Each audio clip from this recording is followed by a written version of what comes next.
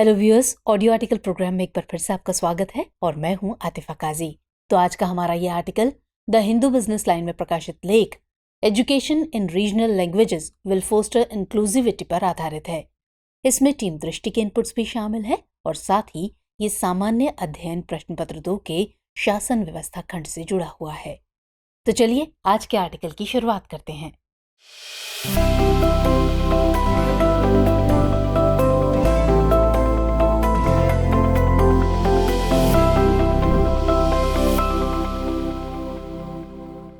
हमारी शिक्षा में भाषा और माध्यम का बड़ा महत्व होता है। पढ़ने पढ़ाने के दौरान बच्चे कितना ज्यादा और कितना बढ़िया सीखते हैं, ये बहुत कुछ माध्यम से ही तय होता है। अगर ये माध्यम मातृभाषा या फिर वैसी भाषा हो जिसमें बच्चे ज्यादा सहज महसूस करते हैं, तो सीखने का परिणाम और भी गुणवत्तापूर्ण हो सकता है। राष्ट्रीय शिक्षा नीति 2020 में भी बहुभाषिकता या त्रिभाषा सूत्र पर जोर देने के पीछे यही लक्ष्य है। भाषा संचार, सीखने और सांस्कृतिक अभिव्यक्ति का एक शक्तिशाली साधन है। ये मानव विकास और पहचान का एक प्रमुख पहलू भी है। हालांकि भारत जैसे विविध और बहुभाषी देश में शिक्षा के लिए भाषा कई महत्वपूर्ण चुनौतियां भी उत्पन्न कर सकती है, जैसे संसाधन और जागरूकता की कमी इसकी राह में बाधा पैदा कर सकती है। लेकिन बहुभाषी शिक्षा के कई लाभ हैं जिससे इनकार नहीं किया जा सकता। तो आज के आर्टिकल के जरिए हम ये समझने की कोशिश करेंगे कि आखिर बहुभाषी शिक्षा के क्या मायने हैं, इसकी जरूरत और इससे होने वाले लाभ को समझने का भी प्रयास करेंगे। साथ ही इसकी राह में क्या चुनौतियां हैं, इस पर भी प्रकाश डालेंगे। तो चलिए समझने की कोशिश करते हैं इन्हीं सब सवालों के जवाब। तो सबसे पहले बहुभाषी शिक्षा की जरूरत को समझते हैं। तो कई शोधों से ये भी पता चला है कि एक से ज्यादा भाषा सीखने से स्मृति, ध्यान, समस्या समाधान और रचनात्मकता को बढ़ावा मिलता है। ये भाषा और दूसरी संस्कृति के साथ उसके व्यवहार जागरूकता में भी सुधार कर सकता है, ताकि भाषा संरचनाओं एवं नियमों पर गंभीरता से मनन करने और कुशलता पूर्वक उनका उपयोग कर सकने की क्षमता विकसित हो सके। बहुभाषी शिक्षा की सबसे बड़ी वजह है कि मातृभाषा या ज्यादा सहजतापूर्ण भाषा बच्चों की शिक्षा की गुणवत्ता को बढ़ा देती है, यानी वो इसमें ज्यादा सीख पाते हैं। कई शोधों से पता चला है कि जो बच्चे अपनी मातृभाषा या घर में प्रचलित भाषा में शिक्षा प्राप्त करते हैं, वो स्कूल में उन छात्रों की तुलना में बेहतर प्रदर्शन करते हैं जो विदेशी या अपरिचित भाषा में शिक्षा ग्रहण करते हैं।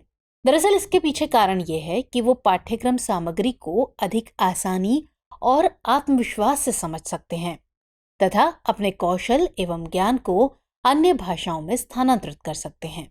इससे सामाजिक समावेशन को भी बढ़ावा मिलता है। कई भाषाओं में शिक्षा उपलब्ध करने से ये सुनिश्चित हो सकता है कि हर बच्चे को समान रूप से इसे सीखने का मौका हासिल होगा, चाहे उनकी भाषाई पृष्ठभूमि कुछ भी हो। इससे अल्पसंख्यक भाषा बोलने वालों के बीच अपनेपन और पहचान की भावना को भी बढ़ावा मिल सकता है तथा भेदभाव और वंचना कम हो सकती है। अलग अलग भाषाओं को सीखने की प्रक्रिया में छात्र विभिन्न संस्कृतियों, दृष्टिकोणों और मूल्यों से परिचित हो सकते हैं। ये उनमें अंतर सांस्कृतिक क्षमता विकसित करने में भी मदद कर सकता है। इससे वो विविध पृष्ठभूमि के लोगों के साथ प्रभावी ढंग से और उचित रूप से संवाद कर सकेंगे। लेकिन बहुभाषी शिक्षा से मिलने वाले लाभ आखिर क्या हैं? तो बहुभाषी शिक्षा का सबसे बड़ा उद्देश्य शिक्षा की गुणवत्ता में वृद्धि करना है, लेकिन इसके दायरे में कई और फायदे अपने आप जुड़ जाते हैं। जैसे बहुभाषी शिक्षा व्यवस्था का लक्ष्य है कि बच्चों को सीखने समझने में आसानी हो। तो ऐसे में जब बच्चों के लिए सीखना आसान होगा तो वो तेजी से सीखेंगे। इसका सबसे बड़ा फायदा होता है कि स्कूल या कॉलेज ड्रॉप आउट रेट कम हो जाता है। नतीजतन बच्चों द्वारा शिक्षा पूरी करने की संभावना बढ़ जाती है। वहीं दूसरे लाभ की बात करें तो बहुभाषी शिक्षा विद्यार्थियों को जीवन के कई क्षेत्रों में कुशल बनाती है। बच्चे शिक्षा, रोजगार, अनुसंधान, नवाचार आदि में भाग लेने के लिए आवश्यक भाषा कौशल एवं दक्षताओं से लैस हो जाते हैं। इसके अलावा इससे रोजगार हासिल करने के लिए उनकी योग्यता बढ़ जाती है। वहीं इसका तीसरा फायदा है कि बहुभाषी शिक्षा भारत की भाषाई विविधता और विरासत को संरक्षित करने और उनका पुनरुद्धार करने में मदद कर सकती है। ये विभिन्न भाषाओं के लोगों के भाषाई अधिकारों और सम्मान को भी बढ़ावा दे सकती है, विशेष रूप से उन लोगों के लिए जो हाशिए पर जा चुके हैं। इसके अलावा बहुभाषी शिक्षा विभिन्न संस्कृतियों के बीच एक पुल का काम करती है। इससे विभिन्न भाषाओं के लोगों और विभिन्न संस्कृतियों के बीच परस्पर समझ एवं सम्मान को बढ़ावा मिल सकता है। ये भारत में विविध आबादी समूहों के बीच सामाजिक एकता और सद्भाव को भी बढ़ा सकती है। लेकिन अब सवाल है कि क्या बहुभाषी शिक्षा की राह में कुछ चुनौतियां भी हैं? तो दरअसल इसकी राह में कई चुनौतियां हैं। इस राह में सबसे बड़ी चुनौती संसाधनों से जुड़ी है। बहुभाषी शिक्षा को लागू करने के लिए प्रशिक्षित शिक्षक, उपयुक्त पाठ्यक्रम, गुणवत्तापूर्ण पाठ्यपुस्तकें, मूल्यांकन उपकरण और डिजिटल प्लेटफॉर्म जैसे संसाधनों की जरूरत होती है। विशेषकर ग्रामीण और दूरदराज के इलाकों में इन संसाधनों की कमी पाई जाती है। इसलिए बहुभाषी शिक्षा की राह को आसान बनाने के लिए हमें संसाधनों की कमी को दूर करना होगा। वही दूसरी चुनौती है कि इस संदर्भ में लोगों के पास जानकारी और जागरूकता का अभाव है। दरअसल शिक्षक, अभिभावक और यहाँ तक कि नीति निर्माताओं की एक बड़ी संख्या बहुभाषी शिक्षा के लाभों से अनजान है और इसीलिए वर्तमान में देखा जाता है कि लोग अंग्रेजी माध्यम को प्राथमिकता देते हैं।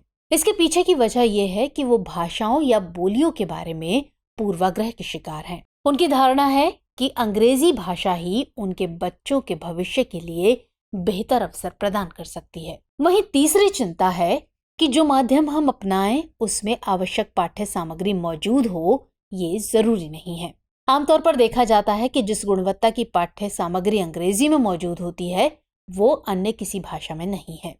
इसलिए बहुभाषी शिक्षा को सफल बनाने के लिए तमाम भाषाओं में पाठ्य सामग्री की उपलब्धता बेहद जरूरी है और ये बहुत कठिन कार्य है।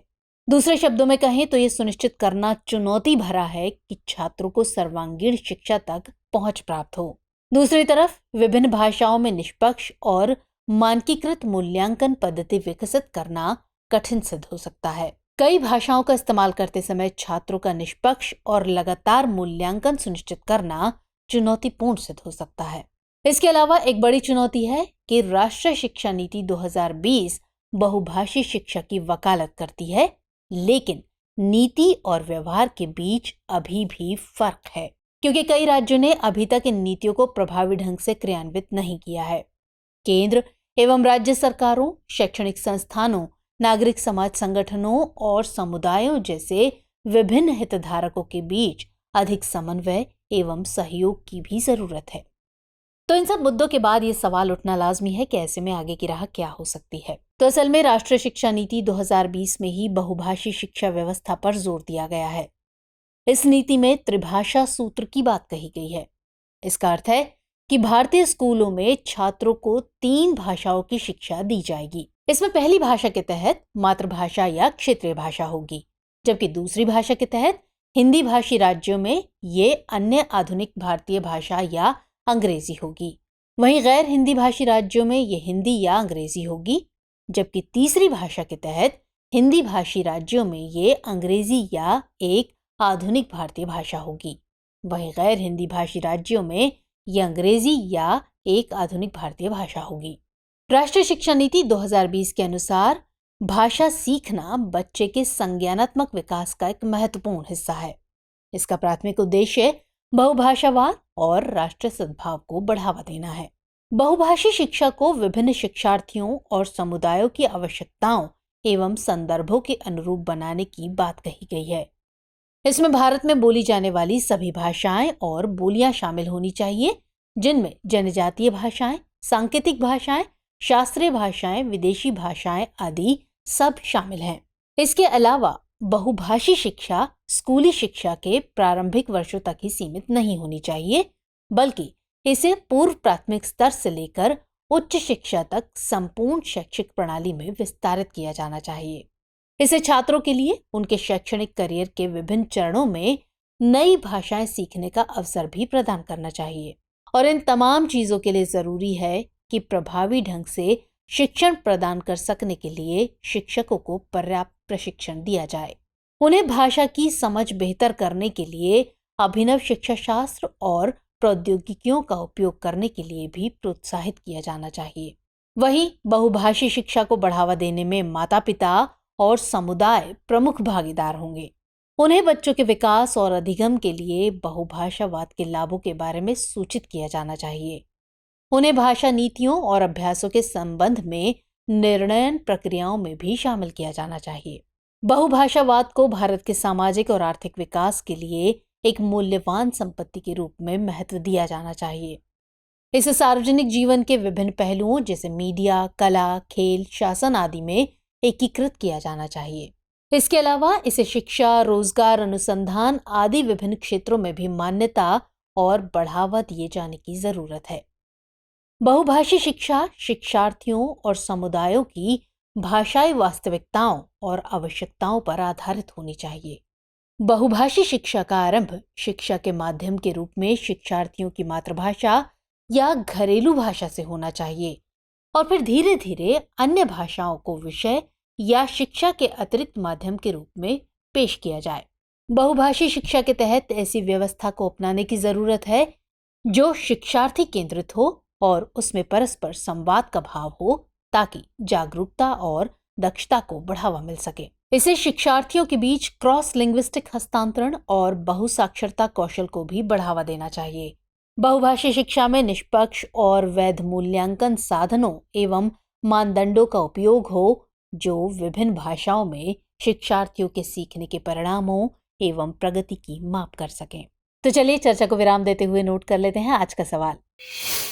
बहुभाषी शिक्षा की आवश्यकता क्यों है? इसकी राह में आने वाली चुनौतियों का उल्लेख करें। तो व्यूअर्स, आज के एपिसोड में इतना ही। हमारा एपिसोड आपको कैसा लगा कमेंट सेक्शन में जरूर बताइएगा। मुलाकात होगी अगले कार्यक्रम में किसी और खास विषय के साथ। तब तक के लिए जय हिंद।